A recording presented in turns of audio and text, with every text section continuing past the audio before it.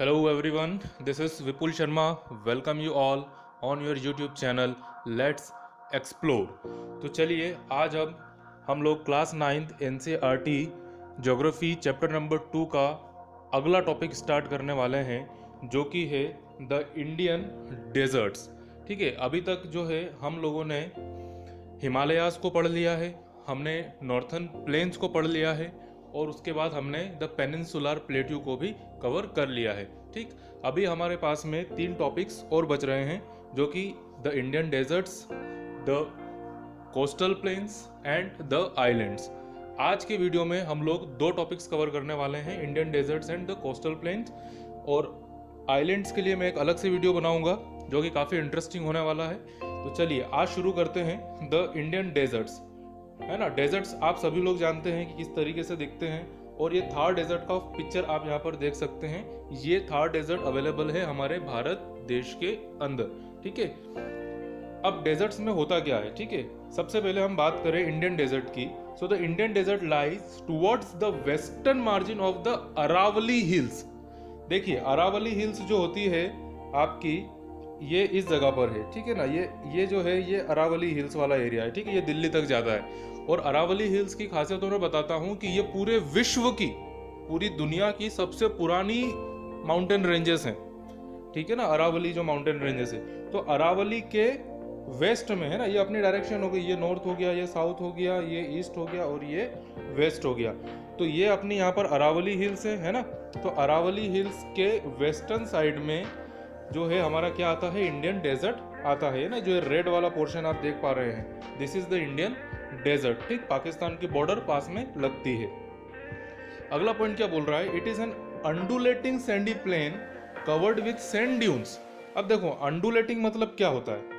ठीक है ना, अंडुलेटिंग मतलब क्या होता है, इस तरीके से आड़ा टेढ़ा। ठीक है ना, एकदम सीधा नहीं होना।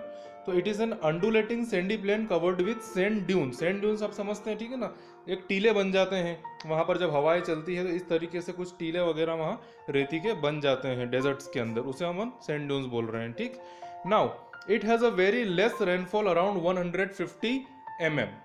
ठीक, बारिश ऑब्वियसली बात है, डेजर्ट है तो बारिश क्या होगी, कम होगी वहाँ पर। ठीक है ना, तो बारिश काफ़ी कम होती है।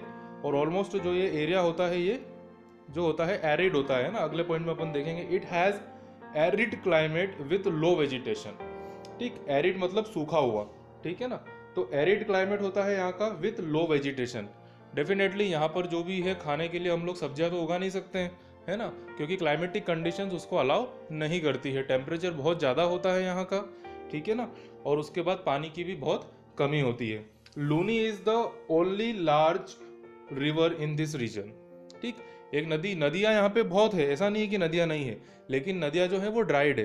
ठीक है, और Luni is the only large river in this region. Luni उनमें से एक रिवर ऐसी है जो सबसे लार्ज है। ठीक है ना, अब इसकी एक खासियत और बताता हूँ मैं, यहाँ पर जो रिवर्स है ये कभी भी समुद्र तक नहीं पहुँच पाती है। ठीक, उसका रीज़न क्या है, उसका रीज़न ये है कि पानी जो है वो सैंड के अंदर नीचे ही चला जाता है ना, वही सोख लेता है, तो कभी भी वो समुद्र में जाके ड्रेन नहीं हो पाती है। बाकी जो रिवर्स अपन ने अभी पढ़ी है ना, जैसे नर्मदा, तापी, गंगा, ब्रह्मपुत्रा, कृष्णा, गोदावरी, सारी नदियाँ जो होती है वो समुद्र में चली जाती है। लेकिन इधर राजस्थान के अंदर जो ये डेजर्ट के अंदर स्पेशली जो रिवर्स निकल रही है ना, जैसे लूनी भी हो गई, ये समुद्र में जाके ड्रेन नहीं हो पाती है। ठीक है, तो ये चीज़ आपको ध्यान रखना है। इसमें सबसे इंपॉर्टेंट एक ये देखो अलग से पॉइंट आता है, बारचेंस क्या होते हैं, है ना। अब आप सोचोगे यार ये नया क्वेश्चन कहाँ से आ गया बारचेंस। तो ये बारचेंस क्या है, क्वेश्चन आपकी बुक के बीच में दिया हुआ है और इसके बारे में आपको पता होना चाहिए। It is a crescent shaped dunes, है ना। क्रिसेंट शेप्ड ड्यून्स क्या होते हैं, देखो क्रिसेंट शेप क्या होता है, जैसे आपने चांद देखा होगा ना इस तरीके से, और फिर ये ऐसा कुछ शेप बना लेता है ना, क्रिसेंट शेप।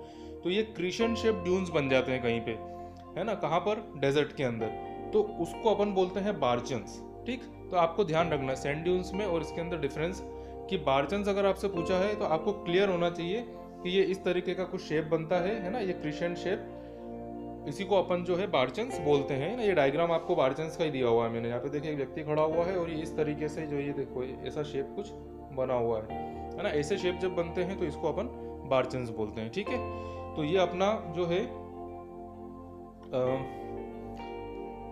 कंप्लीट होता है पार्ट, है ना, डेजर्ट्स वाला। ठीक, अगला अब अपना जो टॉपिक है वो है अपना द कोस्टल प्लेन्स। ठीक, अब कोस्टल प्लेन्स की हम बात कर रहे हैं, तो कोस्टल प्लेन में क्या हो रहा है, है ना। अब कोस्टल प्लेन को समझिए कि कोस्टल प्लेन में ये जो हमारा इंडिया का सदर्न पार्ट है, ठीक, ये पूरा समुद्र से घिरा हुआ है। इसके वेस्ट डायरेक्शन में और इसके ईस्ट डायरेक्शन में दोनों ही तरफ क्या है, समुद्र है, ओशंस है, ठीक है ना। अब यहाँ पर कोस्टल प्लेन किसको कहते हैं, देखो ये अपनी हो गई वेस्ट डायरेक्शन, ये हो गई अपनी ईस्ट डायरेक्शन। अब ये जो एरिया है मतलब समुद्र की शुरुआत और ये अपना लैंड का जो एंड पॉइंट हो रहा है ना, लैंड का एंड पॉइंट और समुद्र का स्टार्टिंग पॉइंट जो यहाँ पर हो रहा है, इसको अपन जो है बोलते हैं कोस्टल प्लेन्स, ठीक है। क्योंकि प्लेन क्यों बोल रहे हैं, क्योंकि इस एरिया तक आते आते जो है वो चीज़ें, जो लैंड एरिया होता है वो प्लेन हो जाता है ना। यहाँ पर हिल्स है, ये इस जगह पर हिल्स है ना, इधर भी इस साइड में भी यहाँ पर भी हिल्स है, लेकिन समुद्र तक आते आते क्या हो रहा है, वो प्लेन एरिया हो जाता है। That is why it is called the coastal plains, ठीक।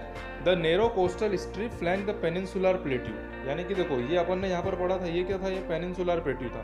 तो पेनिनसुलर प्लेट्यू की तरफ अगर इसको हम छोड़ दें पेनिनसुलर प्लेट्यू को, तो दोनों डायरेक्शन में running along the Arabian Sea on the west and Bay of Bengal on the east, ठीक है ना। यानी कि यहाँ पर जो है ये आपका अरेबियन सी है वेस्टर्न डायरेक्शन में, और यहाँ पर बे ऑफ बंगाल है कहाँ पर, ईस्टर्न डायरेक्शन के अंदर, ठीक। तो दो अपने यहाँ पे आपको क्लियर होने चाहिए कि अगर मैं वेस्ट डायरेक्शन की बात कर रहा हूँ कोस्टल एरिया की, तो यहाँ पर कौन सा सी है, तो अरेबियन सी है। और अगर मैं ईस्ट डायरेक्शन की बात कर रहा हूँ तो आपको पता होना चाहिए कि यहाँ पर क्या है, बे ऑफ बंगाल, बंगाल की खाड़ी। देखिए ये बंगाल है, अपना वेस्ट बंगाल है ये वाला एरिया यहाँ पे, और ये एक तरीके से खाड़ी है, तो बंगाल की खाड़ी यानी कि बे ऑफ बंगाल। तो दोनों जो कोस्टल एरियाज हैं ये इनके नाम आपको पता होने चाहिए, काफ़ी इंपॉर्टेंट है, एग्जाम में पूछे जाते हैं। आगे बढ़ते हैं। अब देखो इन दोनों को थोड़ा सा डीप में अपन जाते हैं। कभी मान लीजिए क्वेश्चन ज़्यादा मार्क्स का आ जाता है तो कैसे करेंगे, अगर वो पूछ रहा है आपसे कि इसको एक्सप्लेन करना है वेस्टर्न कोस्ट और ईस्टर्न कोस्ट को, तो आप यहाँ देखो कि ये जो वेस्टर्न कोस्ट है, ये वाला जो हिस्सा है, इतना वाला ही, इतना इतना जो हिस्सा है, ठीक है ना, ये इतना वाला, ठीक। तो वेस्ट डायरेक्शन में जो इतना हिस्सा आ रहा है ये वेस्टर्न कोस्ट है।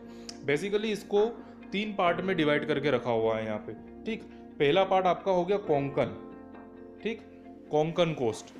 कोंकण कहाँ से कहाँ तक, बॉम्बे से लेके तो गोवा तक, ये बॉम्बे है इधर और यहाँ पे गोवा है, ठीक है ना। तो बॉम्बे से लेके ये गोवा तक का जो हिस्सा है इसको अपन कोंकण कोस्ट बोलेंगे, ठीक।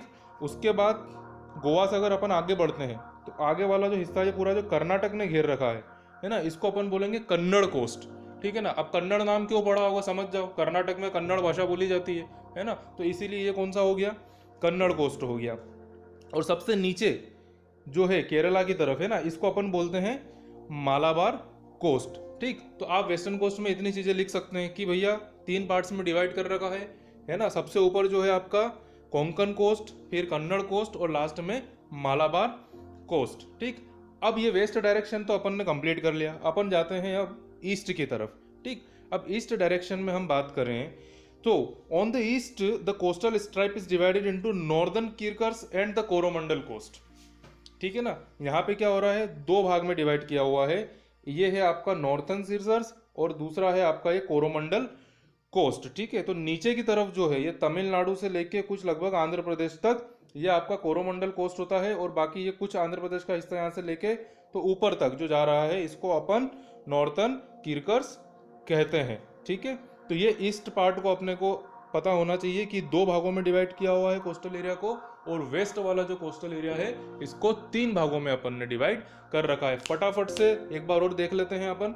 कोंकण कोस्ट वेस्टर्न पार्ट की बात कर रहा हूँ, तो कोंकण, कन्नड़ और मालाबार 3 ये हो गए, और 2 कौन से हो गए, 2 हो गए अपने कोरोमंडल जो ईस्ट में है और नॉर्थर्न किर्कर्स जो ईस्ट डायरेक्शन में आते हैं, ठीक है ना। चलिए आगे बढ़ते हैं। The rivers on west coast forms estuaries, देखो बहुत इंपॉर्टेंट चीज है, और the rivers such as Mahanadi, Godavari, Krishna, Kaveri forms delta on the coast, यानी कि ये हो रही है वेस्टर्न कोस्ट की बात, ठीक है ना, और ये हो रही है ईस्टर्न कोस्ट की बात, ठीक है ना। यहाँ पे टाइप्ड नहीं है लेकिन मैं बता देता हूँ। ऊपर जो एस्चुरीज फॉर्म हो रही है, एस्चुरीज कौन बना रहा है, वेस्टर्न कोस्ट के अंदर कुछ रिवर्स एस्चुरीज बना रही है। वहीं अगर मैं ईस्टर्न कोस्ट की बात करूं तो ईस्टर्न कोस्ट में जो नदियां है वो क्या बना रही है, वो डेल्टा बना रही है। अब देखो डेल्टा क्या होता है ना, जब कोई नदी है, जब वो समुद्र, जैसे कि अपना हो गया इंडिया है ना, अगर ईस्टर्न कोस्ट की मैं बात करूं तो ये नदियां इस तरीके से जा रही है, तो नदियां क्या करती है, जब समुद्र में जाने वाली होती है उसके पहले क्या होती है, ऐसे डिवाइड हो जाती है ना, इस तरीके से। तो ये जो लैंड एरिया जो बीच में बनता है ना, यानी कि ये गई और इस तरीके से ये अलग अलग उसमें डिवाइड हो गई, ठीक है। तो इसको अपन बोलते हैं डेल्टा, ठीक है ना। और ज़्यादातर अपनी जो नदियाँ है भारत देश की वो किधर जा रही है, वो ईस्टर्न कोस्ट में ही जा रही है, ठीक है। चाहे गंगा ले लो, है ना, चाहे तुम ये महानदी गोदावरी जितने भी यहाँ लिखे हुए हैं ये सब ले लो, ठीक। अब बात हो रही है ऊपर एस्चुरीज की। तो एस्चुरीज क्या है, ठीक। देखो दो ही चीज़ होती है, या तो डेल्टा बनाएगी या एस्चुरी बनाएगी। तो अब यहाँ पर क्या हो रहा है कि जो कुछ नदियाँ ऐसी है हमारे यहाँ, देखो मध्य प्रदेश से निकल रही है, एक ये नर्मदा नदी, और नर्मदा के बाद निकल रही है उसी के जस्ट नीचे से तापी नदी, ठीक है। तो ये क्या करती है, यहाँ पे गुजरात में जाके इस तरीके से अरेबियन सी में चली जाती है, ठीक। तो यहाँ पर ये डेल्टा नहीं बना रही है, यहाँ पर क्या बना रही है, ये यहाँ पर बना रही है एस्चुरी। एस्चुरी मतलब सीधे सीधे जाके जो है वो समुद्र में मिल रही है, ऐसा समझ लो आप, ठीक। तो दो चीज़ होगी, या तो डेल्टा बनेगा या एस्चुरी बनेगी, ठीक। वो डिवाइड नहीं हो रही है। यहाँ पे डिवाइड क्यों हो रही है, क्योंकि यहाँ पर देखो यहाँ डिवाइड क्यों नहीं हो रही, क्योंकि ये हिल्स आ गई है ना, वैलीज आ गई, तो सीधे सीधे निकल के बाहर हो गई, ठीक है। और यहाँ पर रीजन मिल जाता है, एरिया मिल जाता है इसको, तो ये अलग अलग डिवाइड हो जाती है, ठीक। तो ये आपको ध्यान रखना है कि वेस्टर्न कोस्ट में जो रिवर्स है वो एस्चुरीज फॉर्म कर रही है। और कौन सी दो रिवर है मेन, तो ये आपको पता होना चाहिए, नर्मदा नदी और तापी नदी, ठीक है। दोनों मध्य प्रदेश में से निकल रही है। और ईस्टर्न कोस्ट की बात करें तो ये डेल्टा फॉर्म करती है, ठीक है। आई थिंक ये दो पॉइंट आपको समझ में आ गए होंगे। अब आखिरी जो है एक ये पॉइंट इसमें अपन देख लेते हैं, क्या बोल रहा है। The Chilka Lake is the largest salt water lake in India, lies in the state of Odisha in eastern coast, ठीक है। ईस्टर्न कोस्ट में आपका उड़ीसा है, ये अपना हो गया, इस जगह पे कहीं पे उड़ीसा है, ठीक। तो उड़ीसा में लेक चिल्का काफ़ी फेमस है। तो ये लेक चिल्का जो है सबसे बड़ी लार्जेस्ट सॉल्ट वाटर लेक है ना, जो ये ईस्टर्न कोस्ट के अंदर प्रेजेंट है। सो अपने ये दोनों टॉपिक्स हो गए हैं आज, ठीक है। डेजर्ट्स वाला भी हो गया है और द कोस्टल प्लेन भी हो गया है। आई होप आप लोगों को वीडियो और ये टॉपिक अच्छे से समझ में आया होगा, ठीक। लाइक करिए, सब्सक्राइब करिए, अपने दोस्तों को भेजिए, है ना, अकेले खुद ना पढ़ें। चलिए, थैंक यू।